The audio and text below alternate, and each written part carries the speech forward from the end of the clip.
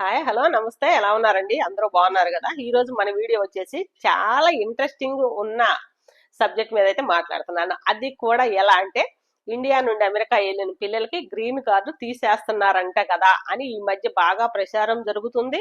ప్రచారమే కాదు ఇది నిజం కూడా 100%. ఎందుకంటే అక్కడక్కడ తీసేస్తున్నమాట వాస్తవం. ఆ తీసేసిన వాళ్ళందరినీ కూడా వాళ్ళని బ్లాక్ లిస్ట్ లో పెడుతున్నారు. ఈ బ్లాక్ లిస్ట్ లో ఎందుకు పెడుతున్నారు అంటే ఈ రోజు మన వీడియోకి మనం చెప్పేదానికి చాలా పొంతన కరెక్ట్ గా ఉంటుంది. ఎందుకంటే మనం రోడ్లే చూపిస్తున్నాం ఇవాళ.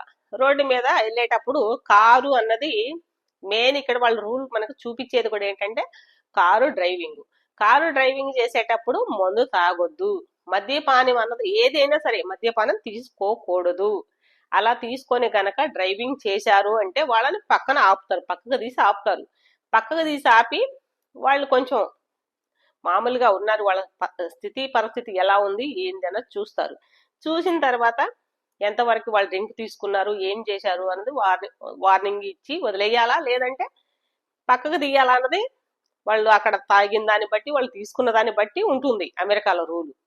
ఏ మాత్రం తేడాగా ఉందంటే వాళ్ళని పక్కకు తీయటమే కాదు, తీసుకెళ్లి లోపల కూర్చోబెడతారు, కేసు రాస్తారు. అక్కడ చాలా రూల్ పాటిస్తారు. మెయిన్ డ్రైవింగ్ విషయం కానీ, పక్కలతో గొడవలు పెట్టుకోవటం కానీ, ర్యాష్ గా మాట్లాడటం కానీ, జాబ్ చేసే దగ్గర కూడా ర్యాష్ గా అన్నది మాట్లాడకూడదు.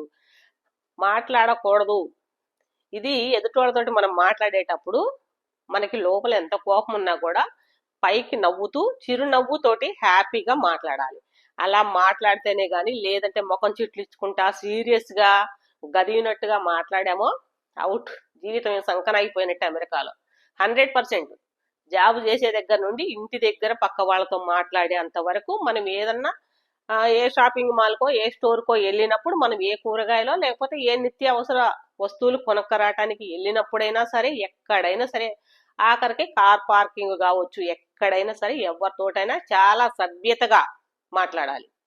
ఏ మాత్రం అసభ్యకరంగా మాట్లాడినా, అసభ్యకరంగా చూసినా, ఎకిలి నవ్వులు నవ్వినా నేను గుర్తుపెట్టుకోవాలి. ఎకిలి నవ్వు నవ్వినా కూడా ఎకిలి నవ్వులు నవ్వుతారు మనకి చాలా మంది. ఆ ఎకిలి నవ్వు నవ్వినట్టు అనిపించినా కూడా దవడ వాచిపోయేటట్టు కొడతారు లేడీస్, జెంట్స్ అయినా కూడా. అలా ఉంటుంది అక్కడ. ప్రతి మనిషిని గౌరవించాలి. అంత గౌరవిస్తేనే అక్కడ పర్ఫెక్ట్ గా ఉండగలుగుతారు. అది ఇండియన్స్ అయినా అమెరికన్స్ అయినా ఎవరైనా సరే ఒకళ్ళనొకళ్ళు గౌరవించుకోవాలి ముందు మెయిన్. దీనికి ఇప్పుడు కార్డులు తీసేయడానికి సంబంధం ఏంటి? సంబంధం చాలా ఉంది. ఎందుకంటే ఇప్పుడు మనం అందుకని ఈ రోజు మన వీడియో కూడా రోడ్లే చూపిస్తున్నా. మనం ఈ రోడ్డు మీద వెళ్తున్నాం. కారు డ్రైవింగ్ చేసేటప్పుడు మనం మన లైన్లోనే వెళ్ళాలి.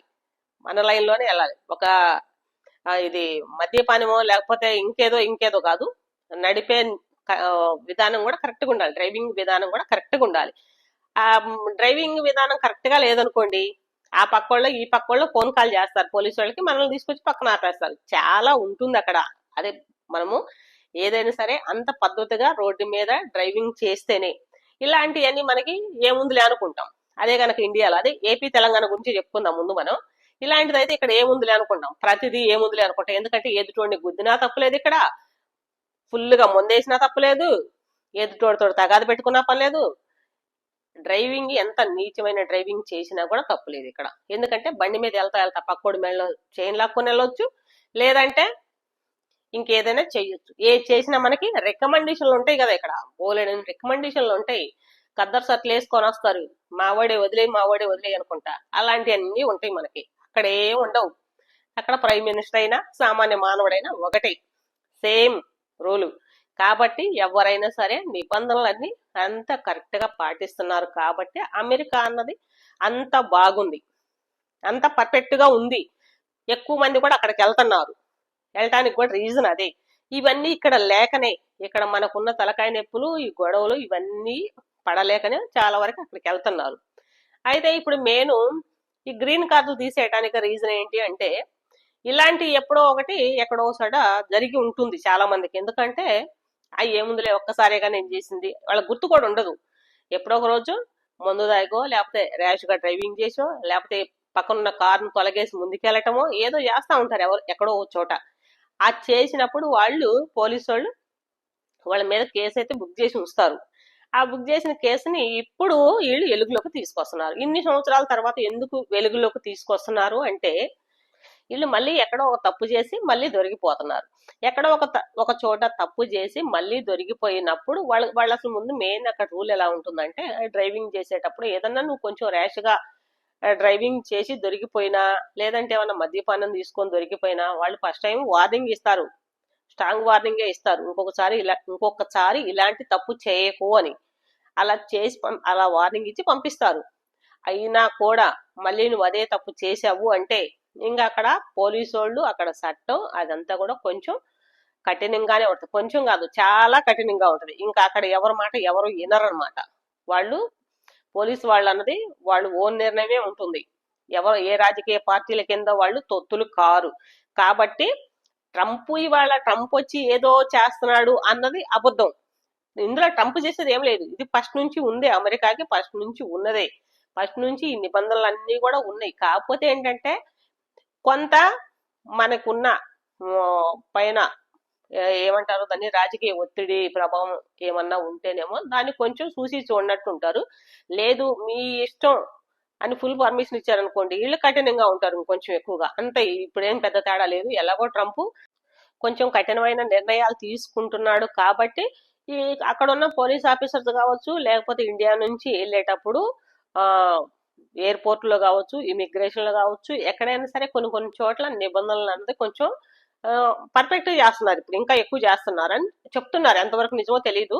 కానీ ట్రంప్ రాకతలికి కూడా అమెరికా ఎయిర్పోర్ట్లో నిబంధనలు అనేది చాలా పర్ఫెక్ట్ గానే వాళ్ళు ఫాలో అవుతున్నారు. ఎక్కడ వాళ్ళేమి అవకతవకలు ఏం చేయట్లా. మనం వెళ్ళేటప్పుడు కూడా 1కి 10 సార్లు ఇమిగ్రేషన్ కాడ ఆపి అసలు వాళ్ళు ఏమేమి తీసుకొస్తున్నారు, మీరు ఎందుకు వెళ్తున్నారు అని 1కి 100 సార్లు అడుగుతానే ఉన్నారు. అడగకుండా ఏం లేదు.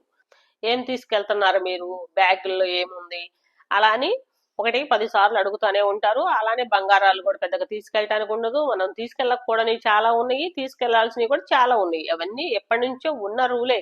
ఇవాళ కొత్తగా ట్రంప్ వచ్చిన తర్వాత జరిగే అవినీతి లేదు, అలానే మేలు లేదు, ఏం లేదు. కాకపోతే ఏంటంటే ఉన్న ఈ 4 సంవత్సరాల టైము ఎలాగో మొన్న వచ్చి కూడా ఒక 4-5 నెలలు అవుతున్నట్టుంది.